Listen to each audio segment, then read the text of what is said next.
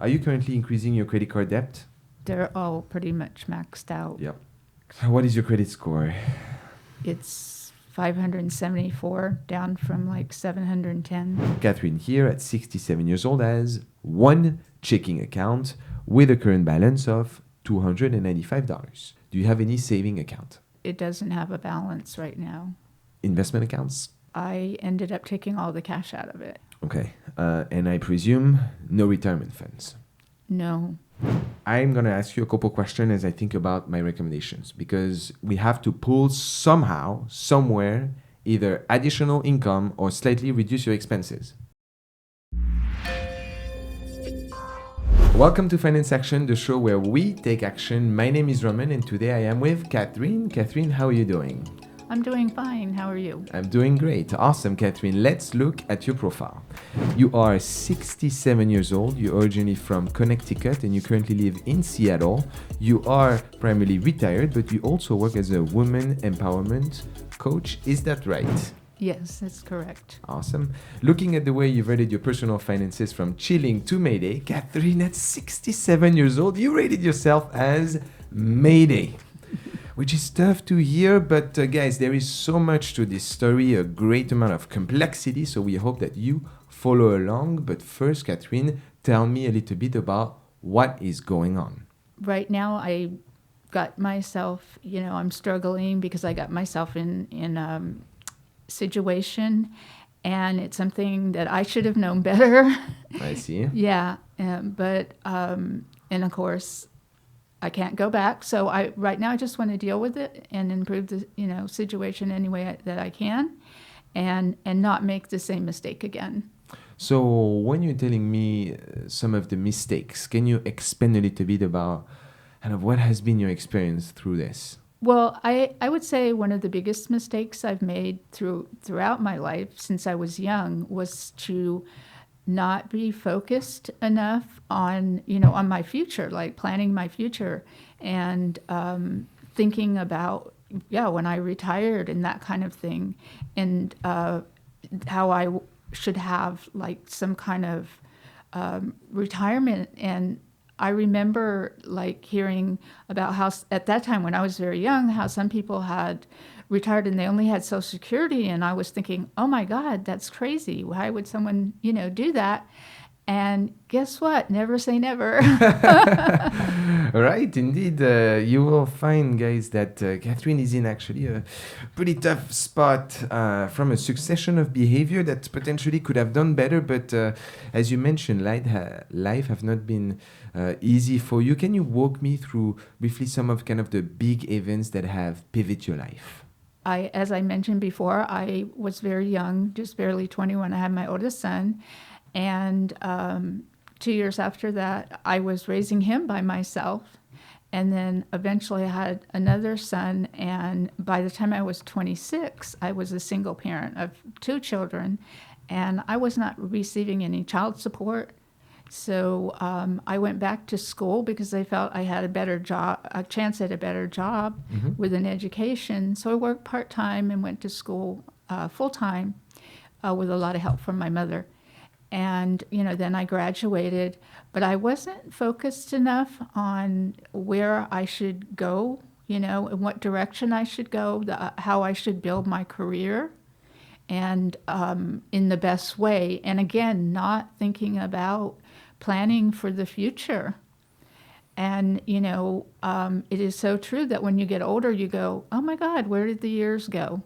Yeah, it's like one day you turn around and you're going, where did the last 40 or 50 years go? Which sounds crazy, but it's true. Wow. So when you're telling me, Catherine, you were not focused, what do you define as that focus? I feel like, number one, I should do what I do nowadays, which is just try to keep myself aware of what's going on in the financial world, but also about how things, work. I wish they would teach about credit cards and the interest charges and how you're going to pay 5 times as much. Yeah. If you just pay the minimum, they don't teach you how to budget until until then you get yourself in trouble and you're it's like backpedaling. So I think that's something really missing in our educational system, but that's my opinion. And being a single parent, that was difficult. I mean, I really wasn't able to save. I was going to school and only working part-time and, had 2 kids. It would have been different if I were single. So I wasn't able to save then. But I graduated when I was 33, and at that point, like I said, I wasn't focused on getting a regular job. I was trying to skip some steps, I guess, because I felt, oh, wow, I wasn't 18 and graduating at 22 and living at home. But anyway, I guess a little bit of that entitlement. But so that has been the theme throughout, is like not planning when I have had the money or whatever to have something, set aside, be aware of finances, and also, of course, not just the traditional things like a Roth IRA or whatever, but other different kinds of, investments and that kind of thing. And I know that the U.S. is terrible in rating for savings. Yeah, I mean, you're on your own. That's right. When it comes to saving, it's not like the French system that automatically save for you, and then at retirement you have those whole years of contribution that are climbing up. Here, it's your own. And this, why I believe Catherine is such an incredible story, is with much respect, Catherine, you are the perfect example of some of the behaviors that we want to instigate in younger generations or everyday individuals. Is today, if you're watching and let's say you are less than 30 years old, even less than 40 years old, you still have a lot of time ahead of you, even sometimes less than 50. I mean, every age has the potential to create a future for them where they don't find themselves in a situation, again, Catherine at 67 years old, with a very tough financial position where maybe the options are not as expanded as what you may have 20 years ago, right? So what you will find here with Catherine's story is a perfect example of why it is important to start thinking about this today, not in 1 year, not in 5 years, today. There are little steps that you can take, and if you had the chance to look at some of our different content, throughout each of the story that I bring in, I try to bring a little bit of a tip here and there. And hopefully as people tend, and if they want to watch multiple of the podcasts that we do, they are going to have kind of this idea about how to properly, it might not be, like rocket science, but how to have a strong base, and sometimes more, and depending on you, on how can you build something that is solid enough for you to have a fairly sustainable financial situation. Okay, so we've tackled a little bit into your story, Catherine. Now I want to bring us to our first topic together, which looks at your income and your assets. Your primary source of income is Social Security, and thank you for providing us with some of your statement. I see here that you're being paid around $1,800 after tax on this per month. And also, you have a woman empowering business. Tell me a little bit more about that. Well, I've been working on my coaching business for the last couple years at least, but more like on the back end part and, building a foundation for that. And I've only recently really been networking and putting myself out there. And I have been interviewed a few times about my story. And I'm trying to get more well known, but at the present time, I don't have any clients. Okay. And what do you do through this business? How does it work? Well, basically, I work with women, showing them how to set boundaries. So I say that I teach them how to say no to the people and things in their life that don't serve them. And so they're, setting boundaries can be anywhere from telling your best friend, no, I can't help you with your party on Saturday, because I say that setting boundaries gives you freedom from stress, overwhelm, and setting boundaries in critical situations, which is how I describe what I do when I'm telling my story of abuse. Your story of abuse? Yes. Okay, can you tell me a little bit more about this? So you've lived that? Yes, twice. So, you mentioned twice. Hold on. What do you mean by that?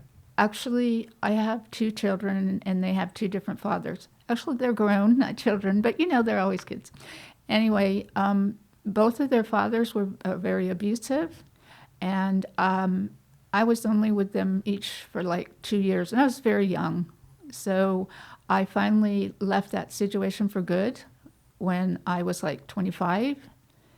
And then, like I mentioned, I went, back to school. So the epiphany I finally had, I think that got me out of that is that, two things. Number one, I didn't want my kids around that. And then number two, I thought about why I ended up in that situation. And I realized that if I had felt really good about myself like I do now, then I would not have gotten involved in that and I wouldn't have stayed. Okay. What gave you the courage to get out of this? Yeah, there's kind of a story, but it's something that happened one day that finally was like when I was like, oh my God, I have to. I was actually afraid for my life, and I said, I really have to get out of here. So I planned to leave, and I just basically took my kids and moved out while he was at work and disappeared. Whoa. Okay. So you're definitely speaking by experience on this business venture. Yes. But today you're not generating any income of this, right? No, unfortunately, I'm not. Okay. So do you have any other streams of income? No, just a little bit of money from my the money I make on the online reseller platform, but it's just a few dollars a month right now. How much would you say you make? Oh gosh, I'm lucky if I make $30 or $40. Oh, I see. Okay, so fairly negligible. I'm still going to count it for this for financial aspect. So if we think about your age and the median income in the United States for people that are higher than 65 years old, okay, 50% of those individuals make less, 50% make more. The median income is at 53,200. You are currently making 31,800. So you are in a lower bracket of that, okay, which brings you a net per month of about 1,850. Okay. This would be okay if you had some strong retirement funds on the side, which, as far as I see, it's not actually the case. So let's move on to some of your assets. You provided us with your statements, and it's fairly straightforward, guys. Catherine here, at 67 years old, has one checking account with a current balance of $295. Do you have any saving account? I have a savings account, but it doesn't have a balance right now. Do you have any investment accounts? I had an investment account, but I ended up taking all the cash out of it. Why? Money was so tight every month. Okay. And I presume no retirement funds? No. But you have a car? Yes, I do. Okay. What do you drive? I drive a Honda Accord 2005 EXL. Okay. How many miles? About 160,000. Okay. So if we look at a Kelley Blue Book value for it today, if you were to sell private party, it's around 4,500 for that car. So this together, Catherine, brings your current total assets at 67 years old at 4,795, out of which liquidity less than $300, which is why we are, guys, in a fairly Mayday position, not only because we have a fairly lower income than what we would like, but also because we don't have much asset to back it up. Okay, not all is over, Catherine. As always, we are in your best interest, looking to see kind of what type of ideas could we get out from this. That brings me here to my next segment, your expenses and your debt. I will start with one that is pretty straightforward, your housing expense. How much do you spend per month on rent? $400. Does that include utilities? Yes. Okay. $400 in Seattle, how do you do it? I actually live with a relative. Okay, well, that's nice. And you're able to assume that for a long time? Maybe just another year or two. Okay. Ooh, and you don't think you can stay there longer? I might be able to, I'm not sure. Okay. If you don't have the chance to stay there longer, do you have another option? I do have a plan, yes. Okay. What is your plan? My plan is to get, actually obtain a tiny house because they're still affordable. Okay. Yeah. Well, we'll have to see with what money on this, huh? Yeah. Well, that's why I want to get rid of that debt. Like you Okay. said, bad debt. That's right, bad debt. We'll be going through this. Right now, as I look into your housing expense against your income, it's at 22%. We like it to be below 28, so you're doing good on this. At $400, it's tough to beat. Yeah. Okay. Number 2, transportation. You own your car outright. I see here that you have insurance with USA at $53, very good, as well as gas. You recorded about $20 in your recent statement. That brings your transportation expense to 4% of your income. You barely drive, pretty much. You never go Yes. out. Okay. We like it to be below 15. So far, so good. I can't say anything. You're very frugal. I like that. Now, ladies and gentlemen, this is where the pain comes in. I am here seeing about 7 different credit cards. Some of them with balances between, $110 with Affirm, which is okay. I mean, okay, no, but the balance is low, up to $7,298. Well, what I see though is that this one has a 0% interest, so it seems that you've consolidated that debt. Right. However, if I look today at the sum of your credit card debt, going through multiple ventures from PayPal, Nordstrom, Chase, Affirm, Credit Union, and so on, you currently sum, Catherine, to $20,400. Okay. Looking at the amount of minimum payments that are required on those cards, today, guys, per month, it is $820. So, when you have here a situation where your income is $1,800 and your minimum payments on bad debt is $800, you know you're not going to go really far in Seattle. So this brings me here to a simple question that I have for you. Catherine, what happened that you were not able, over the course of your working life, to put money on the side for retirement? Well, definitely lack of planning and lack of, educating myself about finances. And I do have a degree in economics, but that's not the same. Okay. I'm not putting the blame on my parents, but I wasn't, I didn't hear that, growing up. Right. So, the frankly, follow-up question I have for you, though, is I want to understand the mentality. So I can understand that when you're 20 years old, when you're just starting life. But when you're like 40 years old and it's coming up, there was not at some point a moment in your life where you're like, I don't know what's going to happen when I'm 60, 65 years old. What was the thought process? You were just like pushing it there. You're like, I'm going to be okay. I'm going to be fine. How did you, over the period of probably 40 years, every year you were like, it's okay. I'm going to push it to next year, push it to next year. Kind of, how did this recurring behavior happen? It's really easy, like you said, to not think about it and not address the issue. And really like the necessity of planning for the future. And actually, when I was in my 40s, I did have a bit of a retirement account, but nice. And I used it to get my first townhouse, which was really small. And then the money I made on selling that, I put it into a bigger townhouse. I would have been good, except the market crashed and my house was underwater. Right. So that is probably 2008. It was 2004. Oh, it was 2004. Yeah. Oh, okay.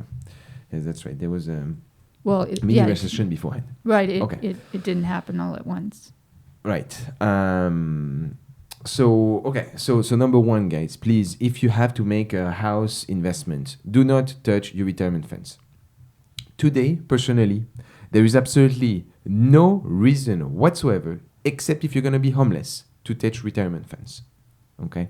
And sorry for picking up a little bit on you, Catherine, but in general here, I'm speaking to our audience. I've seen people taking out retirement fund to buy a car. Oh, retirement funds because they want to go on travel. Well, number one, you're being destroyed by tax. You're being destroyed by a distribution penalty. Definitely can go up to 10%, sometimes more. And on top of that, you don't even realize the amount of damage that you're putting to yourself in your future. So please, if there is one lesson here that we can hear from this interview, is never touch your retirement, except if you're calling me and you say, Romain, I'm about to be homeless, and I say, okay, maybe you should consider taking some. Otherwise, there is no other expenses that justifies this. Okay? And sometimes you're like, oh, medical and so on. Oh, of course, this could be considered a very high emergency. However, if you have the processes in place beforehand, such as having a pet insurance, as an example, again, not on you. I have known people that have taken money out of a retirement fund for a pet emergency, which can be very expensive. In that case, guys, please take pet insurance. If you are driving a car and you get into a car accident, and then you end up with hundreds of thousands of dollars of debt that I had, thank God I had car insurance. But it is important that you're taking the proactive steps that today, and I know some of you are watching here, and you guys don't have those, but trust me, those are not, yes, they hurt when you see the bill every month. You're like, oh, why am I paying 150 here when I'm not even, driving safe and so on. You never know what can happen. And you have to be proactive. So this way, you're investing in yourself. You're investing in safety and financial strength. So this is basic. Please, I know too many people that are running off a very fine line, and then they use retirement funds or something else happens, and then it's a disaster. Sorry for this aparté. Catherine, coming back here to your case, it is true personally that I find it a little bit disappointing that the alarm didn't ring a long time ago. For example, maybe when you were in your 50s and you knew that it was coming and you still would push that. But the question I have for you is, were you living a high life at the time? Or you have always been struggling financially? I have always struggled financially. The few times that I had a little bit of, extra money, it seems like, and I'm not talking a lot in maybe 20 or 30,000. And then I end up spending it on things that I think were going to improve my life, but they didn't end up, I didn't follow through with them or finish them or whatever. What were those, for example? Give me an example of something that... Actually, I've spent thousands of dollars on coaching. That's not unusual for coaches, but none of that has helped me get clients. So the coaching industry. Look, people need to save money, but somehow, it is true that it's tricky. Like, I love the coaching aspect. I don't deny it. I feel like it's a good business to be in, but sometimes people, if they decide to buy a course or they decide to engage in this, you have to go all in.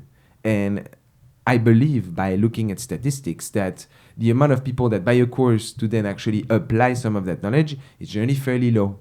You get motivated. Yes, I'm going to do that course. I'm going to do this. Oh, yes, there is a financial component. They buy the course. It's kind of like the gym. Yes. Exactly. They buy the gym and they're like, yeah, I'm going to do it. And then you're down $5,000. So I don't criticize the fact that there are courses, although, the course has to be valid at that price. But what I mean by that is it needs to be some type of actions. There needs to be accountability. Is when you don't have and you just throw money like this and there is no accountability after that. It is on you generally to hold that accountability. But it's tough. How much have you spent on courses? Last December, like over 2 or 3 months, I spent like $2,000. Mm-hmm. But I actually owed a total of $6,000 and wasn't able to continue, so I had to stop. I had to stop, and that was very, very stressful because I don't ever recommend doing that. I had signed a contract, so I was in default of the contract, and I was hugely stressed out about that. Yeah. So, and it's very true that people spend money on courses and then they don't finish. And I'm a good example of that. I actually with someone recently, and they told me that Tony Robbins admitted that only 5% of the people he works with actually follow through and complete. And yeah. You're selling a dream. That's the thing. You know, Yes. it's like any product. People are selling yourself a dream. So what does that bring us today, Catherine? Well, that brings us into a very, very tough spot where, you know, Catherine is actually very well organized, guys. She came here with an Excel sheet that has every single expense very well highlighted and categorized. And I love to see that. You have a very good idea of where your expenses are going through. And let me tell you, it's very frugal, except for one thing, Catherine. Here, you're recording for food, $450. To which I asked you, Catherine, what are you buying $450 worth of food every month? Well, obviously, what you used to be able to buy, even at Trader Joe's, which is less expensive, it costs $100 for 2 bags of food, which is nuts. Yeah. So there are definitely alternative options to this. We'll be speaking about this as I think about your situation. But other than that, actually, I'm very happy that to see that you're not spending money on uselessness like coffee and so on. You're literally living bare bone. Are you currently increasing your credit card debt? They're all pretty much maxed out. Yeah, indeed. So that probably had a pretty strong impact on your credit score. Yes, it did. A severe impact. What is your credit score? It's 574, down from like 710. When were you at 710? Probably about 8 months ago. That was a quick downfall, huh? Yes. What happened? It kind of snowballed because I wasn't paying attention to how much my payments were getting to be. Mm-hmm. And then that cut into my food budget. So I ended up buying food on the credit cards, and I have never done that in my life. And don't ever do that. Yeah. And so then it just got worse and worse. And then if I had an emergency come up, then I had nothing to fall back on. No emergency fund. There you go. Point number 2, Yeah. guys. Somehow everything that we see in this show is being portrayed here through our friend Catherine. But here you see, guys, principles that here are showing in truth. We're not crafting stories or crafting recommendations. Okay, so yeah, that's right. Actually, most of your balance are pretty much maxed out on your credit cards. And although it seems that you've been actually paying minimum payments on those, so you've not defaulted, it is the component around credit card utilization. When you have a credit card limit of 1,000, by the time the statement drops, you want to have a balance of less than 30%. And you want to pay it instantly. No more credit card debt, one of the worst type of credit card that can exist. I mean, at least you don't have payday loan debt. I'd like to see that, huh? You know payday loans? Those are the worst. No, I've never done that. Yeah, well, at least I'm glad that you don't know that they exist. It's about 391% of interest. And if you have the chance, guys, we've had actually a video of someone that borrowed $400 and the loan cost him $1,200. You might as well go look for the leg breaker loan types. Okay, so that is kind of your situation here. I see that you have a pet as well, but you're very frugal. You don't have pet insurance. But why don't you have pet insurance? It's not because I But believe you me. would, if you had the money, would you take pet insurance? Of course, I love my cat. Okay. All right, now, Catherine, that I have a good understanding of your situation, let's look together at our next segment, the money case.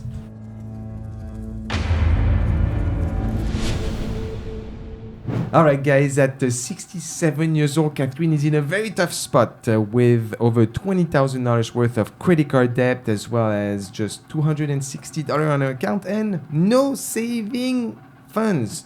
So what does that mean is that right now, Catherine is in the hole. But together, we'll see about how much. So, Catherine, as we looked into all of your expenses right now, you are underwater, not by $100, not by $200, but by $481 per month. So this, Catherine, is the amount of money that, while being very frugal, you are losing per month by just assuming minimum payments. So you're not even paying back debt right now, which is tough to see. The situation is pretty critical, but we will look together at different options that Catherine has into our next segment as we move into our recommendation section. All right, so Catherine, now let's look into the good discussion, the good aspect of our discussion. Let's look at what I would do if I was in your shoes. Number 1, as we think about your way to segment your finance, you have three cases, right? You have your needs. This is money that you need if shit hits the fan. Your wants. Today, I'm sorry, you can't have much. And goal. This is the last section, which looks at money that you can invest, save, or pay back debt. In your case right now, as we mentioned previously, your needs sum to $2,337 while being very frugal, except maybe for the food portion.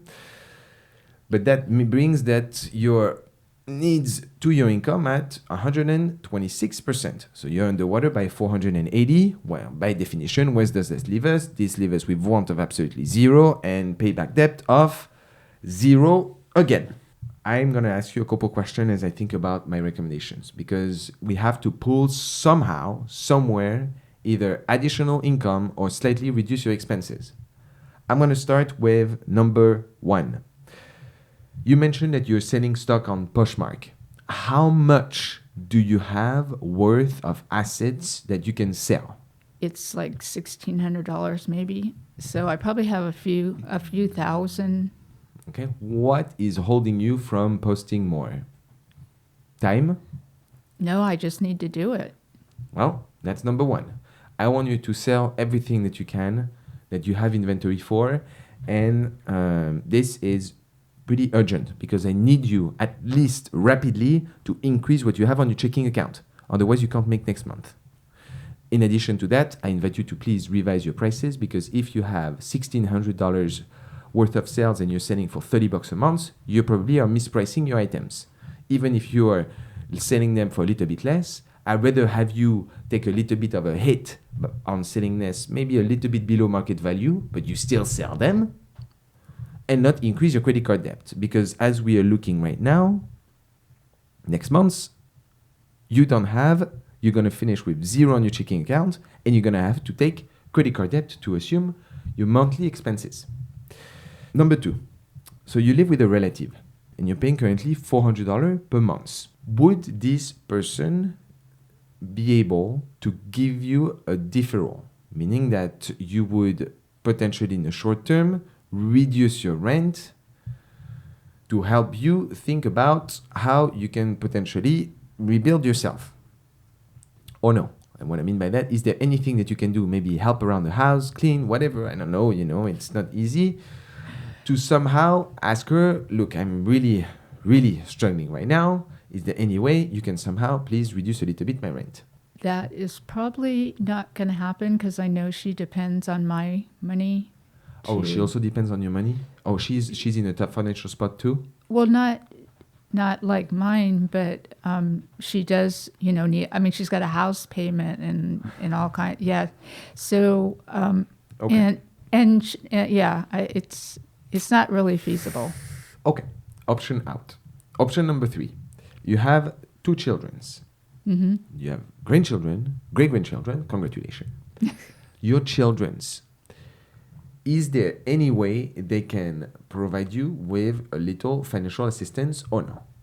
No. You're on your own. Okay. Number 4. Are you expecting to receive any type of lump sum, inheritance, family assets, or anything in the short term? Like, for example, something that from an aunt, from anyone that may happen to come at some point in the coming months? Not that I know of. Nothing. Next one. Are you a good driver?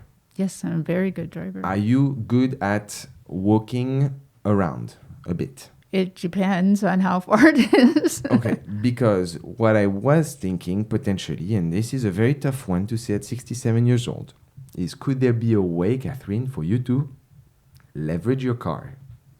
And what I mean by that is you could potentially have the chance to use your car to do, it's tough to say, things like Instacart or DoorDash, where you would deliver food. Now, I know it's tough. I know it's not the most fun, but you can do around $20 an hour on something like this at the time that works for you. If your car is in a good condition, this could give you at least a little bit of income on the side. And generally, is a fairly low risk. I'm not asking you to do Uber, although your car will not qualify. But at 67 years old, it's tough. It could also allow you to, continue to move, and it's good, to keep energized and so on. Think about those opportunities as long as you don't have criminal case or something bad on your driver license, No. you could average around $20, $25 an hour doing this. Okay, it gets you out of the house as long again as your car is running sustainable and you take attention on this. So this is a little bit of a side income. It could potentially give you a little bit of a legway, even if you do it 1 or 2 nights a week. Think about it. It's $100 here and there. It's not too bad. And it's generally a fairly safe spot. I know many people that are a little bit on the, elder aspect that do that as well. Okay? Do you think that there is any chance that you can get back into the workforce? Into something that is maybe not of a high pay position, but that can allow you to have some type of an income or not? Because, I give you an example. I have to scavenge for everything that exists, Catherine, okay? When I go to Goodwill sometimes, there is a person at the entrance that greets me. Or when I go to Walmart, there is a person at the entrance that greets me. And sometimes it's a more of an elderly population that's kind of is forced to work. And in your case, right now, you have somehow to bring additional income somewhere. And you've been running your coaching business for a while. It is difficult, to get clients and so on enrolled into this. But right now, we need immediate income. How do you feel? And maybe it's not this. Maybe it's, I know you're a fan of Trader Joe or something like this. Maybe I know it's tough at 67 years old to say, hey, Catherine, go back to workforce. But, I'm kind of scavenging for resources here. I actually I was looking for remote jobs. I do have a skill which I've made money for before. Okay. I do editing work. Oh, okay. Yeah. Editing work for what? Like writing editing work? I have edited resumes in the past, but actually right now I'm working on editing a book for someone I know. And I edited a book for her before. Okay. So potentially what you could do as well is leverage this aspect into websites that allows you some type of freelance. Okay. You could consider things like Fiverr.com. Now you're going to compete in a world of globalization against people that generally charge much less. But hey, somehow you have to find a place or something to make money. It is maybe a second breath for you to think about maybe a passion that you can monetize. Okay, the coaching is nice, but coaching is also very difficult to make money. Yes. And we need money immediately. So, okay, I'm glad to see that you're taking action on this, but honestly, I would try and see if there is anything that at least in a short term could help you, give you a little bit of a breathing, a little bit of something to breathe on. I actually can't work like a regular job where I would have to stand or do anything. I have a problem with my back. What about sitting? Yeah, I could sit. You could sit? Okay. Mm-hmm. But there are a lot of remote jobs. I've signed up with a few companies, so I can start looking again. Okay. That's good. All right. Now let's move on. So this is a little bit about additional income. Let's move on to help. There are many things that exist for people that are struggling. Okay. Thinking about food banks, okay? I apologize to tell you this, Catherine, and I know you're not going to like it, but today you're not in a financial position to buy food at Trader Joe's. I'm sorry to say that. In your financial spot, you should be networking your way around food banks, around free food aspect. For example, there is a vegan Thai food truck that serves food for free 3 times a week. Maybe it might not be near where you are, but downtown, and it feeds people around 3 times a week. Now, I'm not telling you, to go around and kind of scavenge for food that much, but you could be leveraging associations and, kind of non-profit organizations that could potentially help you. Because let me tell you, you're not the only one that is in this spot. But right now, showing $450 of food expenses is very tough as you think about maintaining this in the long run. Maybe you can allow yourself $100, $200, but I want you to start encouraging about searching for how maybe non-government help, because I know you mentioned that you cannot have access to all of that, but there is a bunch of non-profit, and I can give you some websites after, that you would buy a basket of fruit, legumes, and so on, and very good stuff for a very good price. In addition to that, outside of going to fairly expensive venues like Trader Joe, to me it's expensive, you could go to what is called outlets. You have grocery outlets that is about 50-60% of the price for very high brand items. And so there are other options that you think, because right now there is nowhere else I see where you can save money. You're as frugal as it comes. You don't have Netflix, you have a phone, internet, your car insurance, and that's it. And of course your health insurance. But I have to say, Catherine, I honor your mental resilience to your situation, because it is very tricky. And I think it's because you've lived through a lot of this. Like, you're used to those swings. And I'm very impressed by that resilience that you have. But today, you really need to search for everything that you can use or leverage in your possessions. As we went through everything, you seem to be very much on your own here. So it's going to be about keeping you afloat. And right now, when it comes to debt repayment, I mean, I would do everything that I can to no longer incur any additional credit card debt, of course. Like, when you look at your credit card debt, do you feel stressed about the repayment of it? Does it feel very big to you, or it feels okay? No, it feels very big to me. It feels big to approach, yeah. How can we even deal about this credit card debt? Because I would think, would there be any chance that you would be able to consolidate? Do you have access to any additional consolidation or no? I had a good credit score when I consolidated it before. Mm-hmm. But you don't think you would have access anymore? No, I don't think so. The only thing I could think of, yeah, but it would be a short-term thing, obviously, would be to talk to the companies and get them to temporarily lower my payments. I would reach out. I mean, it's going to be difficult because it's a signed contract. I know how to deal with them. Okay, reach out to this. Catherine, can I hold you accountable to do anything you can in the next month to make an additional $1,000? Yes, I do very well when I'm held accountable. Okay. So I'm going to start slow with you, because your situation is critical, but I don't want it to feel like it's something immense, like Goliath against Hercules. You know, I want it to be something that you think you can start building momentum. Okay? I'm going to hold you accountable. By next month, I'm going to reach out to you and I'm going to say, hey, Catherine, have you been able to increase your income by 1,000 last month? And from that, I want you to put a little bit money on the side, around $500 on the side, okay, that you're going to put in your saving account, okay, and $500 that you're going to try and pay back the credit card debt with the highest interest. Why do I not say put everything into a credit card? Well, it's because I want you to have a little bit of liquidity. You never know what can happen. I'm hoping, this is my hope, is that you're going to start to build some type of a momentum.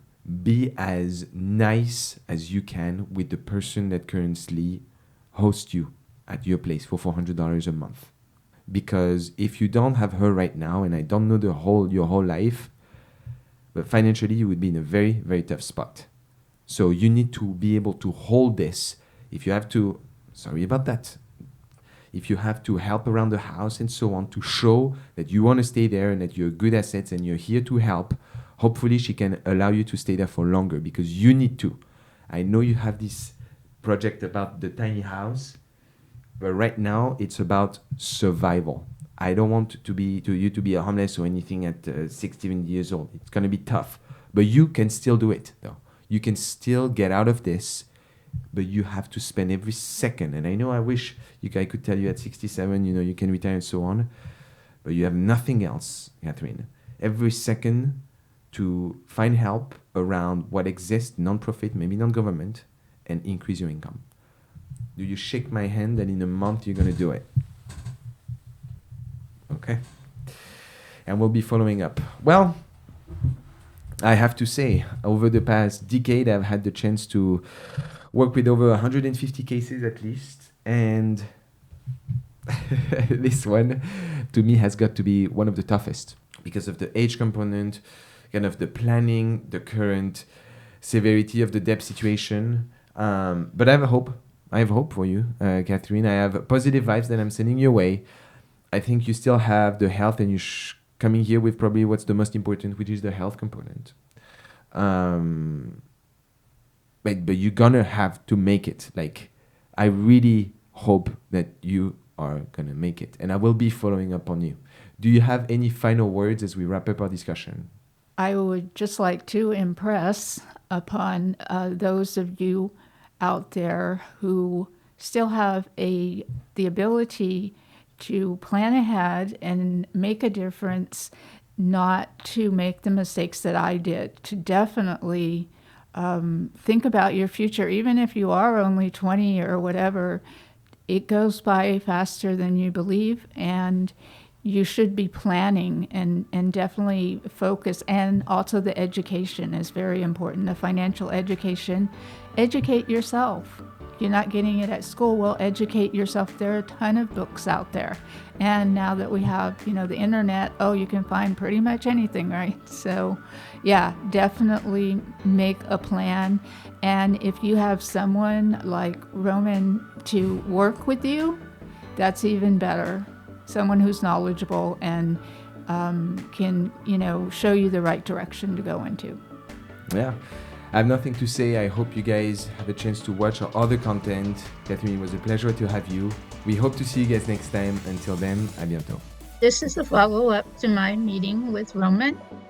I am really happy because he gave me the impetus to actually go and find a job, and I did.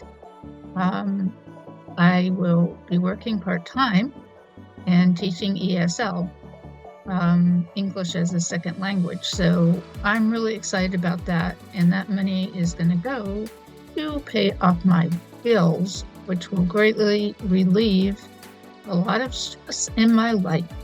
So I'm very thankful to Romain for that. He's a great guy, and he knows what he's doing and what he's talking about.